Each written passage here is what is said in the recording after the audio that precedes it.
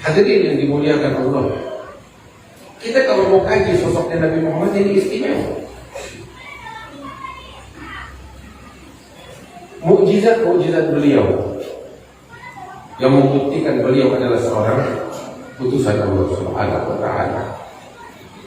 Habib Ali bin Muhammad Al-Habsyi di dalam kitab Maulid yang kita baca, beliau menggambarkan tentang mukjizat Nabi Muhammad SAW yang begitu agung, yang begitu mulia. Di antaranya yang sedikit jadi banyak ketika disentuh oleh Nabi Muhammad SAW. Sayyidina Abu Hurairah itu pernah cerita. Abu Hurairah pernah cerita. Beliau bilang, saya ini selama 3 tahun mendampingi Rasulullah SAW lebih kurang. Nggak pernah berpisah dari Rasulullah kecuali kalau Nabi masuk ke rumah. Beliau Abu Hurairah rela meninggalkan makanan minuman, mengganjil perutnya dengan batu, menahan rasa lapar. Untuk apa? Agar tidak ada yang satupun yang luput baginya dari Nabi Muhammad SAW. Itu Abu Hurairah. Sampai berhari-hari nggak makan. Kenapa?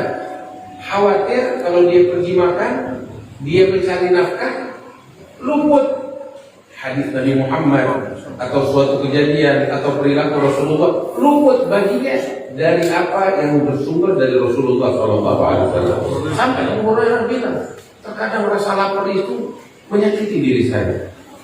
Sampai saya harus mengganjal perut saya dengan batu karena rasa lapar yang amat sangat. Sampai Abu Hurairah bilang, terkadang saking laparnya itu saya di masjid sampai perut saya melilit, saya terbaring, terkapar, berguling-guling karena perut saya udah begitu sakit karena nahan lapar. Ada beberapa orang masuk ke masjid, dia lihat saya yang sedang berguling-guling di masjid, dia kira saya ini ayat gila, ya. Sampai dia lihat dengan kakinya, dia gerakan kakinya di badan saya, dia orang hidup apa enggak, diangkat gila, terus ditinggal.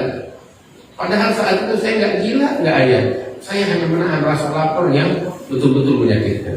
Itu semua saya lakukan demi untuk mengumpulkan, menampung segala apa yang datang dari Rasulullah SAW. Sampai Abu Hurairah cerita, pernah satu kali saya udah lapar, datang waktu sholat, para sahabat datang ke masjid untuk sholat. Di situ ada Abu Bakar Siddiq, ada Umar bin Khattab, dan para sahabat yang lainnya. Sholat zuhur, usai sholat zuhur, waktunya orang makan siang. Saya pura-pura menghampiri Abu Bakar Siddiq. Itu waktu saya berpura-pura bertanya kepada Abu Bakar tentang satu ayat di dalam Al-Quran yang saya nyatakan kepada Abu Bakar, saya nggak paham, pengen minta dijelaskan. Padahal Abu Hurairah udah paham. Cuma dia bilang, saya bertanya ayat itu kepada Abu Bakar bukan untuk memahami ayat. Saya berharap dia bilang sama saya dulu waktu makan siang, ayo ikut saya dengan saya ke rumah, kita makan siang bareng sambil kita menjawab nih pertanyaan membahas ini ayat. Itu tujuannya untuk itu. Tetapi Abu Bakar Siddiq saat ditanya tentang ayat langsung menjawab ringkas, padat, dan pergi meninggalkan saya, nggak ngajak saya ke rumahnya untuk makan. Hilang itu harapan. Nggak lama datang Umar bin Khattab, Sayyidina Umar bin Khattab. Saya hampiri lagi Umar bin Khattab dengan trik yang barusan. Berharap Umar bin Khattab ajak saya ke rumahnya makan siang. Tapi ternyata dia jawab singkat padat dan meninggalkan saya tanpa dia mengajak. Putus harapan saya. Saya harus ganjil perut saya lagi dengan batu.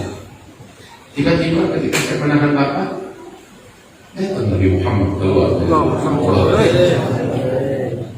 Begitu Nabi Muhammad keluar, beliau lihat saya, dan beliau melihat wajah lapar dari saya. Rasa lapar nampak di wajah saya. Beliau tersenyum dan memanggil saya, ya Abahir. Wahai Abahir, kemana? Maka saya bergegas. Diajak oleh Nabi Muhammad, ayo sini ikut. Nabi melihat rasa lapar di wajahnya Abu Hurairah. Dia aja masuk ke rumah. Ketika masuk, Abu Hurairah diajak masuk.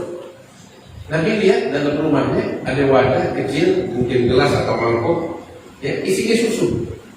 Nabi bilang sama keluarga, dari mana ini susu? Ya Rasulullah, tetangga kita pulang kirim susu barusan. Ya susu kalau diminum nyanyi. Abu Hurairah melihat itu wadah gembira luar biasa. Nah ini yang saya cari dari tadi. Artinya begitu. Tiba-tiba Nabi bilang, apa ya di sini? Gembira Abu Hurairah. Ini makanan tetap. Nabi bilang, kamu lapar? Iya. Di masjid ada siapa aja? Rasulullah di masjid ada Ahlul Suffah. Ahlul Suffah itu adalah orang-orang yang datang ke Madinah, pendatang yang datang ke Madinah. Mereka di sana di Madinah nggak punya keluarga, nggak punya kerabat untuk mereka tinggal, ya nggak punya pekerjaan, sehingga mereka semuanya ditampung di masjidnya Nabi Shallallahu Alaihi Wasallam. Kalau ada makanan, Nabi bagi kalau ada makanan jangan sabar, gitu. Dan tempat mereka itu di belakang masjid Rasulullah, di bagian belakang, sehingga dikenal dengan rombongan itu namanya Ahlul Suffah. Dan Abu Hurairah pemimpinnya mereka. Nah, dan jumlah mereka itu kadang 70 orang, kadang 80 orang, kadang lebih, kadang kurang. Dan mereka hampir 24 jam di masjid mendampingi Rasulullah SAW, sholat sama Nabi, mendengar nasihatnya Nabi, mendengar ilmunya Rasulullah SAW.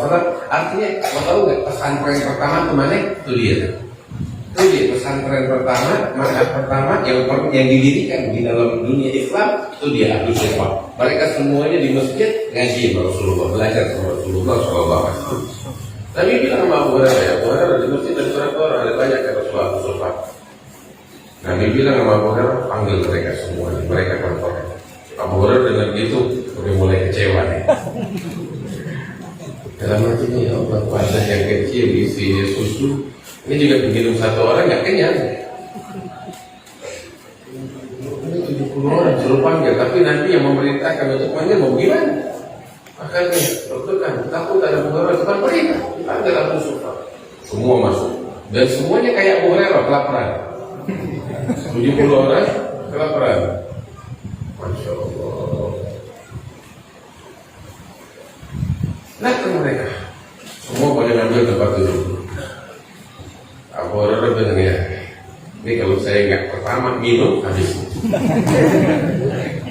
Akhirnya Abu Hurairah dipanggil, apa dia di sini? Mungkin lagi. Panggil saya pertama berarti. Mana itu udah ambil? Mungkin Abu Hurairah dibawa ke badan. Nabi bilang, coba kamu bawakan ke fulan, ya, sediakan kepada dia biar dia minum dulu. Ada Abu Hurairah yang suruh bawa dong. Dibawa, kasih minum. Oh ini hamba Allah nih, juga sama kayak Abu Hurairah kelaparan. Kita nggak bisa bayangin apa yang bakal diminum. Abu Hurairah dia tidak habis, dia minum sampai penuh.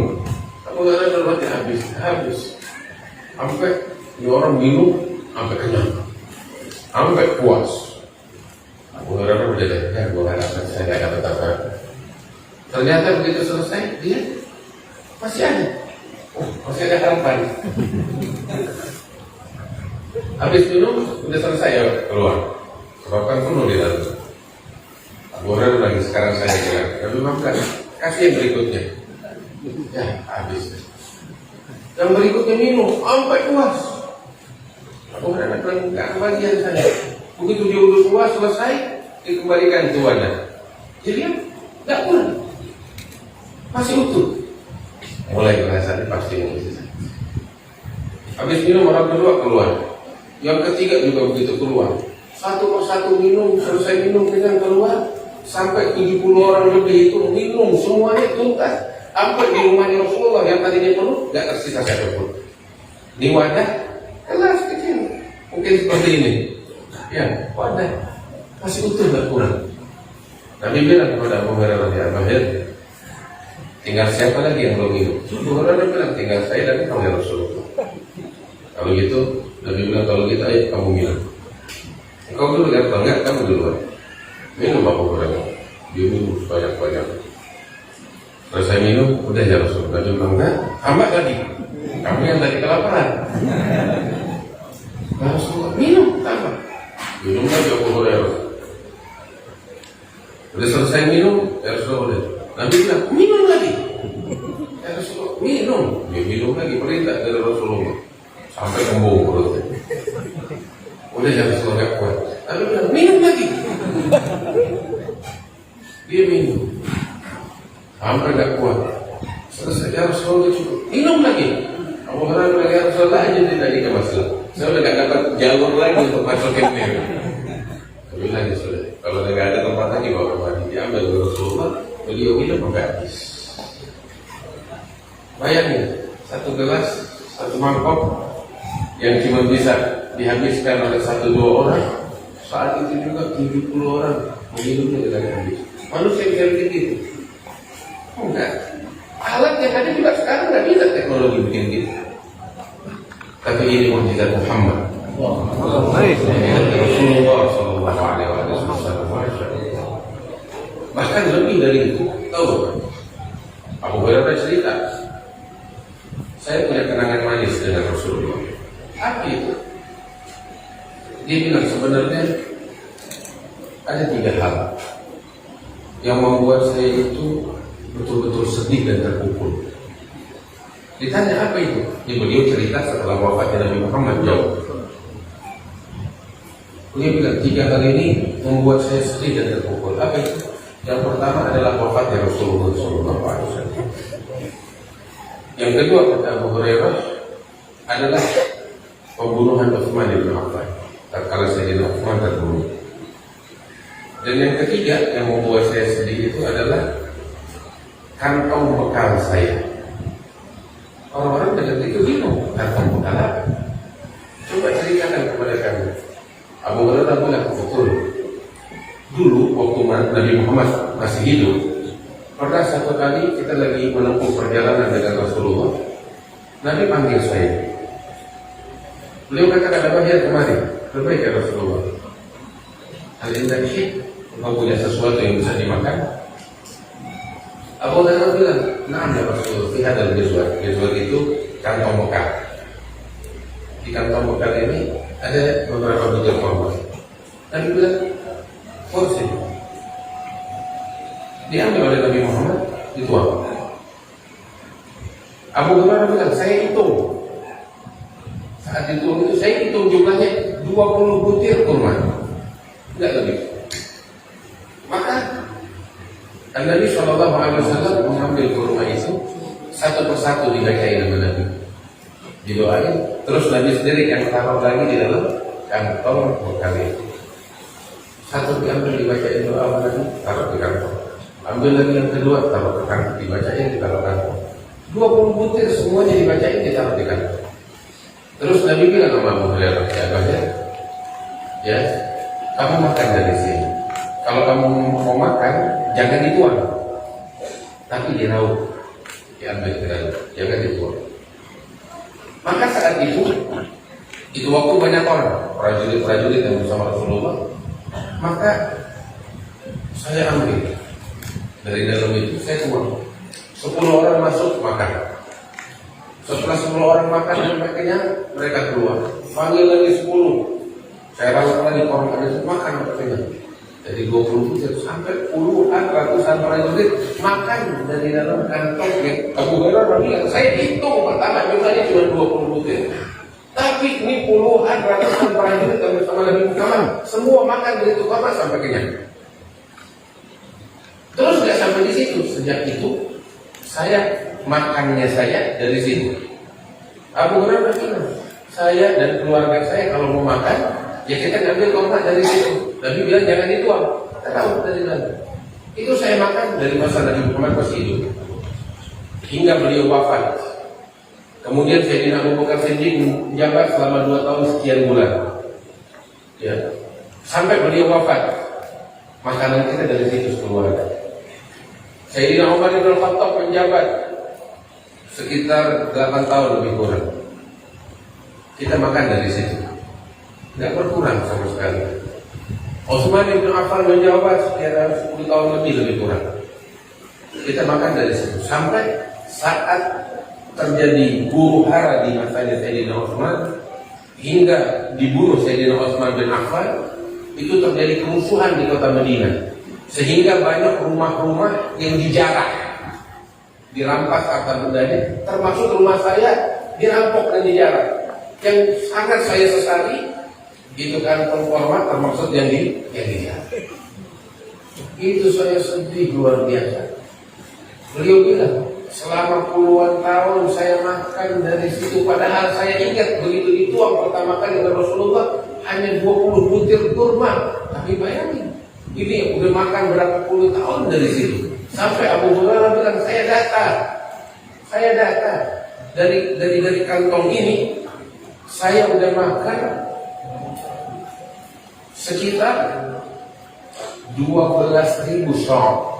Sok itu apa namanya, 40. Kalau kita itu 3/4 liter mungkin, 3,5 liter. 3,5 liter kali 12.000. Berapa ribu liter? Itu Abu Hurairah bilang, saya hitung jumlahnya segitu selama puluhan tahun kita makan, padahal dari 20 butir korma yang didoai oleh Nabi besar Muhammad SAW. Manusia bisa bikin begitu? Kenapa? Itu di luar kemampuannya manusia. Alat aja, teknologi nggak bisa bikin begitu. Tapi ini diriwayatkan oleh para saksi sejarah dengan sanad-sanad mereka sampai kepada kejadian itu, kepada Nabi Muhammad SAW, kepada Abu Hurairah. Mereka menyaksikan inilah sosok Nabi Muhammad SAW. Dan beliau menyatakan ini adalah bukti kenabian. Ini adalah bukti aku adalah utusan yang diutus oleh Allah Subhanahu wa taala, dan mukjizat-mukjizat ini adalah pembenaran dari Allah atas pernyataanku bahwa aku mengatasnamakan Allah, aku adalah Rasulullah sallallahu alaihi wasallam. Apa yang beliau sampaikan benar. Beliau utusan Allah. Itu dari mukjizatnya. Terus dari agama yang beliau bawa, tuntunan beliau. Orang yang punya akal sehat akan dapati semua ajaran Rasulullah yang beliau bawa nggak ada yang menyimpang dari akal, nggak ada yang menyimpang dari kemanusiaan.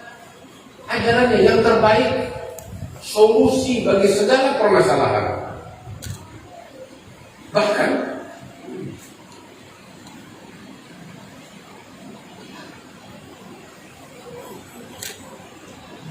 apa yang beliau sampaikan 15 abad yang lalu atau 1400 tahun yang lalu terbukti melalui teknologi yang maju saat ini, kebenaran ucapan beliau. Padahal saat itu hal ini oleh kedokteran tidak diketahui.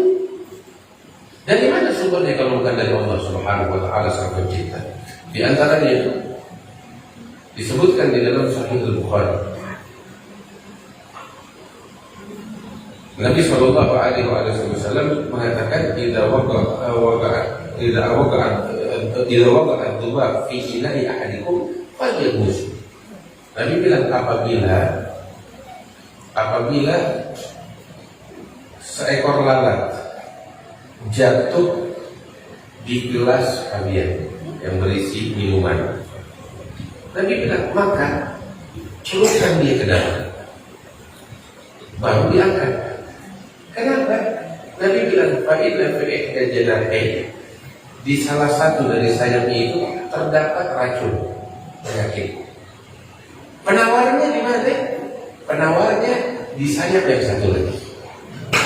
Jadi kalau lalat jatuh ke dalam di dalam gelas, jangan langsung diangkat.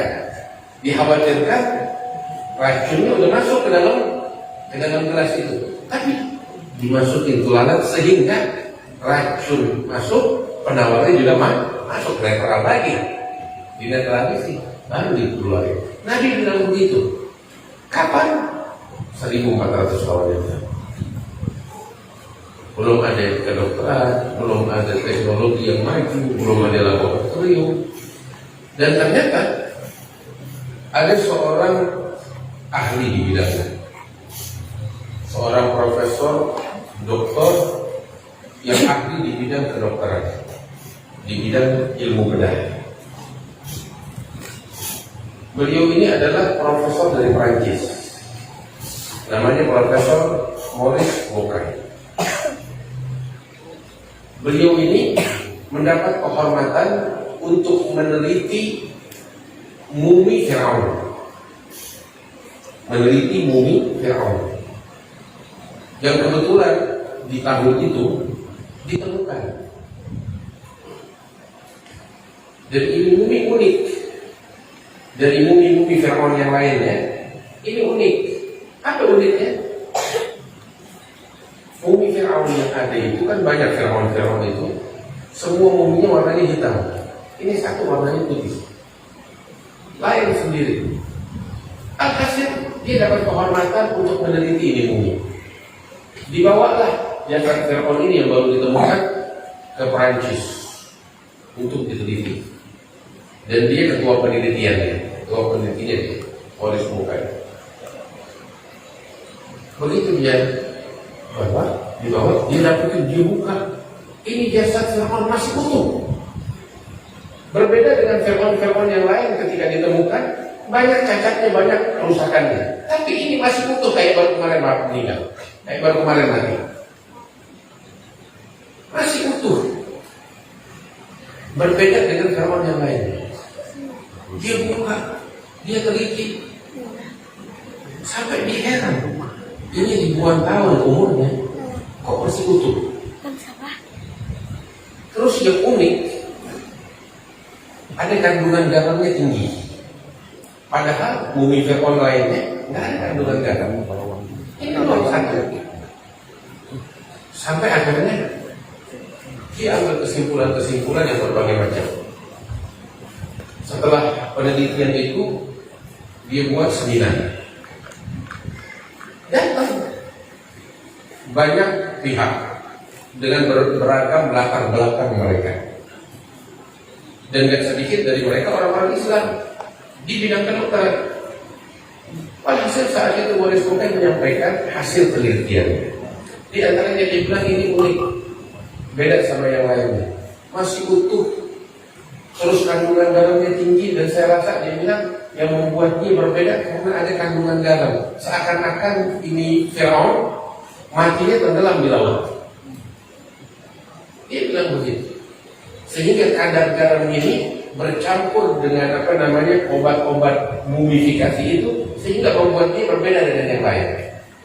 Warnanya yang hitam menjadi putih, terus juga kondisinya ribuan tahun masih utuh, masih bagus. Saya heran, ya, kok bisa sampai utuh begitu?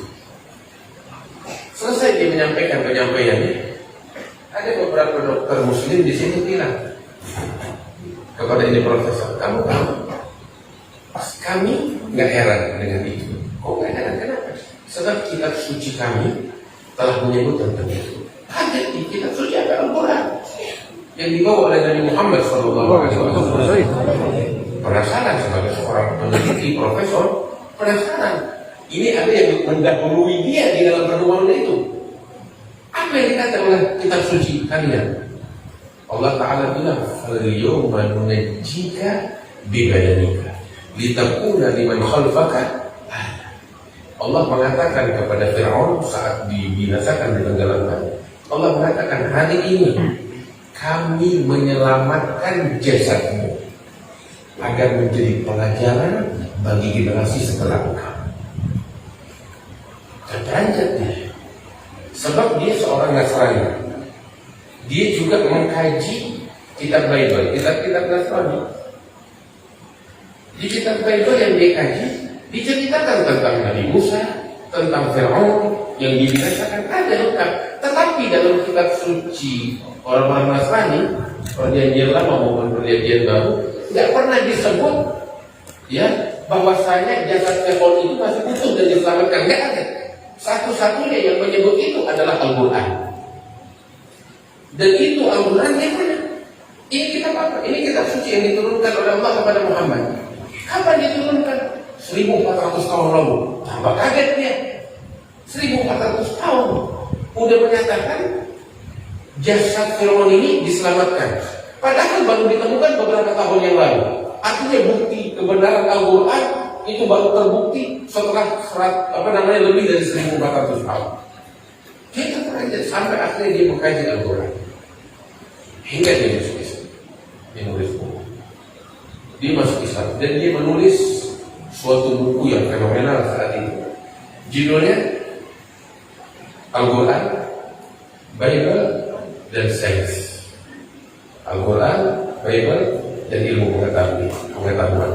Dalam buku itu dia mengulas tentang sains yang disebut di dalam kitab suci, baik itu di dalam Al-Quran maupun di dalam Bible, dan dia dia lihat dari segi ilmu pengetahuan.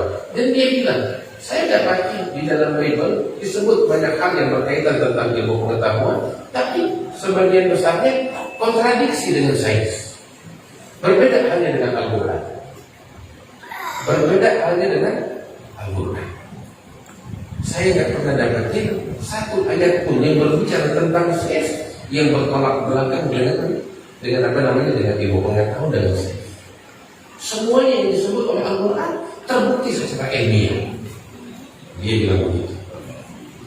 Saya nggak dapatin solusi kecuali satu. Dia bilang, apa itu satu? Penasaran kan? Saya dapatin dalam satu hadis Nabi yang tadi itu, idza waqa'a dzubab fi ina'i ahadikum falyaghrif. Apabila lalat jatuh di gelas kalian, maka celupkan. Sebab di bawah salah satu sayapnya ada racun dan penawarnya di bawah salah satu sayapnya yang lain. Boleh semoga bilang satu-satunya yang bagi saya tidak sesuai dengan sains ya ini. Dia bilang begitu. Ya sudah, itu kan batas pengetahuannya dia. Namun ternyata apa yang beliau sampaikan itu dituangkan di dalam bukunya. Ternyata ada seorang ulama besar dari Syam membaca bukunya Maurice Bucaille ini, dan secara khusus kritikan Maurice Bucaille terhadap hadis itu. Orang alim ini dari Suriah bernama Al-Allamah Syekh Muhammad Sa'id Ramadan. Beliau bilang, ketika saya baca itu saya maklumi dia. Walaupun dia sudah masuk Islam, tapi kan dia berbicara dari sisi pengetahuan dia, basicnya dia melalui ilmu pengetahuan yang dia miliki. Saya sering dimiliki. Saya maklumi dia. Tetapi saya harus berjumpa. Kebetulan dalam satu seminar ilmiah di Eropa, diundang Maurice Bucaille dan beberapa peneliti lain, termasuk Syekh Muhammad Sa'id Ramadan. Berjumpa. Ketika berjumpa, Syekh Muhammad usai seminar ilmiah, beliau menghampiri Profesor Maurice Bucaille. Saat itu dia katakan, Profesor, kamu semua begini. Betul. Boleh saya kritik? Silahkan, saya kritik membangun. Kata Syekh Muhammad Sa'id, kamu menyatakan ini tidak ilmiah. Yang saya ingin tanyakan, kamu profesor di bidang apa? Maka Maurice Bucaille bilang, saya profesor di bidang ilmu bedah. Terkait tentang lalat yang Nabi Muhammad bilang di bawahnya itu ada racun dan ada penawarnya dan seterusnya. Itu bidangnya kamu atau bukan? Kata Syekh Muhammad Sa'id. Profesor Maurice Bucaille bilang, enggak, bukan bidangnya saya. Kalau memang bukan bidangnya kamu, atas kapasitas apa kamu berbicara itu? Kapasitas kamu mengingkari hadis ini atas dasar apa? Kamu nggak punya kapasitas, sebab bukan bidangnya kamu. Kamu di bidang bedah boleh, tapi bidang ini bukan bidang kamu. Kamu nggak punya hak untuk bicara. Maurice Bucaille bilang, iya betul juga, iya kan? Ini bukan bidangnya saya. Kamu ilmu bedah boleh saya ngomong, tapi dalam hal ini bukan bidang saya. Bidang virus, racun dan lain sebagainya bukan bidangnya saya. Saya nggak punya kapasitas. Itu satu. Yang kedua, Syekh Muhammad Sa'id Ramadan bilang, beberapa waktu lalu dokter-dokter peneliti di bidang ini, mereka semuanya nggak ada satupun yang muslim di Jepang. Mereka meneliti lalat.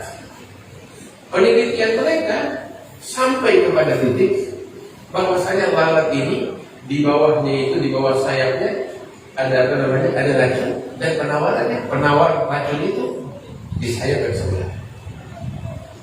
Dan mereka ini ketika mereka nggak tahu menang tentang hadis ini. Dan setelah penelitian juga mereka nggak mengkaji ini sama sekali. Mereka bukan orang Muslim, orang Jepang. Namun hasil penelitian mereka itu disiarkan atau disampaikan secara resmi. Inilah penelitian mereka sampai kepada titik itu.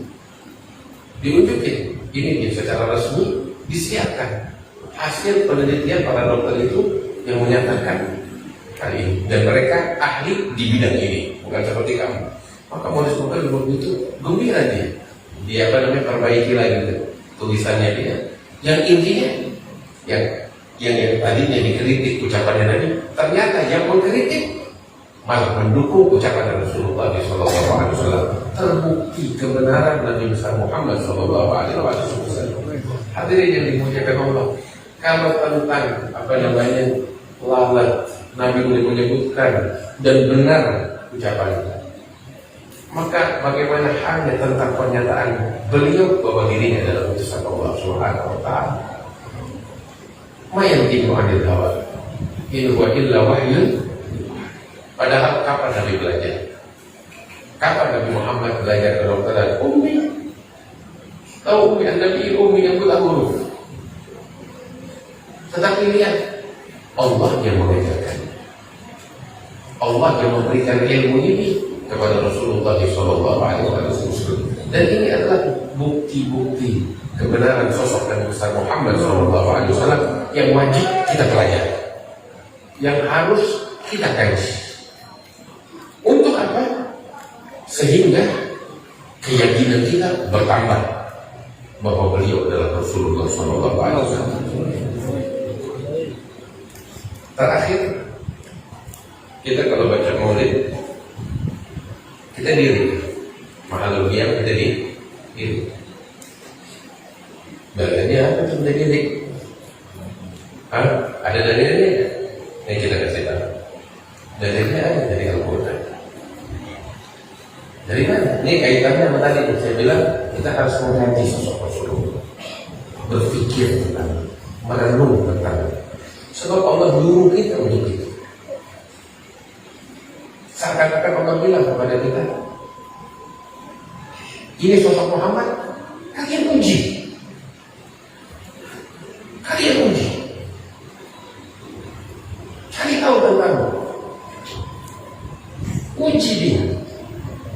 Maka sungguh kita tidak akan uji dari sosok Muhammad kecuali keindahan, kemuliaan dan kebenaran. Tapi jangan kita telah mentah-mentah. Beda antara Islam keturunan sama Islam pencapaian. Alhamdulillah Allah kasih kita nikmat keturunan. Kita keturunan Muslim. Tapi sempurnakan nikmat ini dengan pencapaian. Dengan apa kita bisa mencapai itu? Ya kita kaji tentang sosok Rasulullah, belajar dan menuntut ilmu. Cari tahu tentang Rasulullah. Allah Ta'ala bilang di dalam Al-Quran, Qul innama a'idukum biwahidah an taqumu lillah mathna wa furada summa tatafakkaru ma bi sahibikum min jinnah in huwa illa nadhirun baina yaday adzabin syadid. Allah Ta'ala bilang di dalam Al-Quran, di dalam surah Sabat, Allah bilang, katakan ya Muhammad kepada sekalian umat yang kafir dan musyrik, katakan kepada mereka apa yang harus dikatakan, sampaikan kepada innama a'idukum, sesungguhnya aku akan memberikan kepada kalian mau'izah. Apa itu mau'izah? Nasihat yang menyentuh, yang merangsang hati dan pikiran. Itu namanya mau'izah. Berikan kepada kalian satu mau'izah. Apa itu? An-taqumu lillah, hendaknya kalian berdiri. Berdiri tulus karena Allah, lillah. Artinya segala ego tanggalkan, ketidakjujuran tanggalkan, kepentingan tanggalkan, murni tulus karena Allah kita berdiri. An-taqumu lillah, baik itu kamu berdiri sendiri atau berdua untuk saling bertukar pikiran. Antum bolehkah masalah hukum? Saat berdiri kita disuruh apa? Suruh tatafakkaru. Kemudian kalian berpikir, memutar otak-atik pikiran kalian, merenungkan apa? Apa yang mesti kita renungkan? Allah bilang, suruh tatafakkaru. Kemudian kalian merenung, berpikir. Apa yang dipikirkan? Apa yang direnungkan? Sosok Muhammad. Itu kita diminta seperti itu. Berdiri, tulus karena Allah, baik sendiri atau berdua, untuk merenungkan sosok Muhammad. Kalian renungkan dia, pikirkan dia, kaji dia, maka sungguh hasil akhirnya dari perenungan itu, pencapaiannya apa? Kalian akan menyatakan Mabisahibikum min jinnah. Muhammad bukan orang gila, tetapi dia adalah utusan Allah yang membawa peringatan dari Allah tentang hari kiamat dan siksa yang pedih yang akan terjadi. Itu pencapaian dengan perenungan, dengan pengkajian. Makanya kita dalam maulid bukan hanya sekedar diri, kita berdiri, kita merenung, berpikir tentang Rasulullah, mengkaji di dalam dirinya kita yang sesaat itu tentang sosok Nabi Muhammad SAW. Dari sebelumnya kita dirangsang dengan pembacaan sejarah kehidupan beliau. Begitu kita berdiri, ditambah lagi kita merenungkan tentang beliau. Kita nggak dulu, melainkan kita menyatakan Mabisahibikum min jinnah. In huwa illa nadhirun baina yaday adabin. Kita dulu, kita sudah punya keyakinan yang kuat. Ini adalah sosok utusan Allah Subhanahu wa Ta'ala. Kalau kita yakin beliau adalah utusan Allah, apa yang datang dari beliau akan kita prioritaskan, kita sudah ada. Ya Rabb, mudah-mudahan Allah kuatkan iman kita. Allah jangan bagi kita untuk belajar dan menuntut ilmu, mengkaji tentang sosok Nabi Muhammad sallallahu alaihi wasallam. Ya Rabbal alamin. Wa ya jalla di barakah masakin wa darbutul mutin wa arhamar rahimin. Ini sedikit yang bisa saya sampaikan, mudah-mudahan membawa manfaat untuk kita sekali. Alhamdulillah di majlis semacam ini dikaji kitab Risalatul Jami'ah karya Habib Ahmad bin Zaid al-Habsyi. Ini kitab yang berkah. Habib Ahmad bin Zaid al-Habsyi sendiri bilang, man arafaha wa amila biha narjulahu min Allah an yakuna min ahli al-ilm dhahiran wa batinan. Beliau katakan, barang siapa yang mempelajari, memahaminya dan mempraktekkannya, maka kami mohon kepada Allah. Ini Habib Ahmad yang doa, Habib Ahmad bin Zaid al-Habsyi, ya, beliau doa kepada Allah, bahkan setiap orang yang mengkaji, memahami dan mengamalkan kitab Risalatul Jami'ah, kami doakan kepada Habib Ahmad bin Zaid agar dijadikan oleh Allah sebagai orang yang berilmu, ilmu zahir dan ilmu batin. Mudah-mudahan Allah kasih keberkahan. Dan kitab Risalatul Jami'ah ini kami riwayatkan dari guru-guru kami. Dahulu kami membaca kitab Risalatul Jami'ah kepada banyak guru-guru kami, di antaranya kepada Syekh Habib Umar bin Muhammad bin Salim bin Hafid. Sebagaimana juga sebelum kita membaca kepada guru kita Habib Ali Mashhur bin Muhammad bin Salim bin Hafid. Habib Umar dari ayahnya, Habib Muhammad bin Salim Habib Mashhur dari ayahnya dan langsung dari kakeknya, yaitu Habib Salim bin Hafid. Habib Salim dari Habib Aidrus bin Umar al-Habsyi. Habib Aidrus dari ayahnya, yaitu Habib Umar Aidrus bin Umar bin Aidrus, dari Habib Umar bin Aidrus, dan dari pamannya Muhammad bin Aidrus al-Habsyi, dan keduanya dari paman mereka, yaitu Habib Abdullah bin Abdurrahman al-Habsyi. Beliau dari ayahnya Habib Abdurrahman bin Isa bin Muhammad al-Habsyi, daripada Imam Ahmad bin Ja'far bin Ahmad bin Zain al-Habsyi, dari ayahnya daripada Imam Ahmad bin Zain al-Habsyi. Dengan sanad ini insyaallah kita mendapatkan keberkahan dari Allah Subhanahu wa Ta'ala yang bersambung kepada Habib Ahmad bin Zaid al-Habsyi. Mudah-mudahan kita mendapatkan keberkahan dari mereka. Bermanfaat di batinnya, qadina husna bi hurmatihi wa amrina fi tariqati mu'afati min al-ajri nabilani ya rabbal alamin. Sallallahu alaihi wasallam Muhammad wa alihi wasallam. Alhamdulillah rabbil alamin. Assalamualaikum.